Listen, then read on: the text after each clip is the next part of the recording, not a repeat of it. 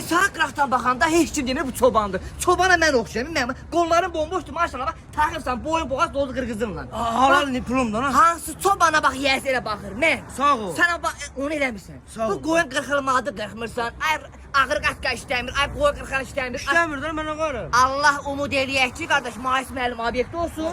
Bəlkə bu Mais müəllim Yox da bəlkə yoxdur orada. Yerə yığım. Telefonumun ekranı işləyir yığam. Ancaq sağa xərcləmişəm. Sağa. Nəyə çobana Aa xərcləmişəm. mənim iPhone-la yığdı. Allah sən saxla.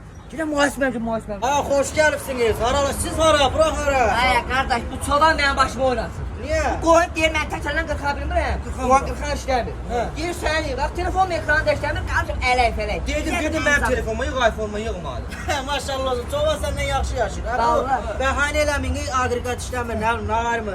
Gürcüstanda qara çöplü maqa var, Maqa Telekom. Yəni, qara çöplü Maqa Telekom. Ha. Aha. Maqa Telekom yaxınlaşdınız ona agregatın qayıtçısıdır, Aha. qardaş dişləridir, itiliyənidir. Aha. Ne isteseniz orada var, ucuz qiymətə də verirdən ama telefonu da işləmir, elə Yox. məğun ekran. Bana bir istəyəm, orada şey var, kresto var, mən dəmir taxtanı soxub Ay bir dəqiqə dayanır, yüksək, səhv, orada kaliteli bütün ekranlar. 5 dəqiqənin içində qardaş oturursan orada bir stəkan çay içsən, maqaqaqam düzəldir verir. Bu nə qədər deyirsiniz? Yox, maaş yaxşı, buna ehtiyac. Sən telefon ver mənə. Niyə? Bir də onun nömrəsini sən mənə dinlə. Səhifəsini yaz. Ya, Qara çöplü təmirçi Məhəmməd. Qara çöplü təmirci Məhəmməd. Davay. Denə fermer maaş göndərdi. Yaxında kafe var ki, antrikot yeyib. Var Var kafe. kapı. Ya obyekt ona görə bırak. Şurada qarşıladım. Zaten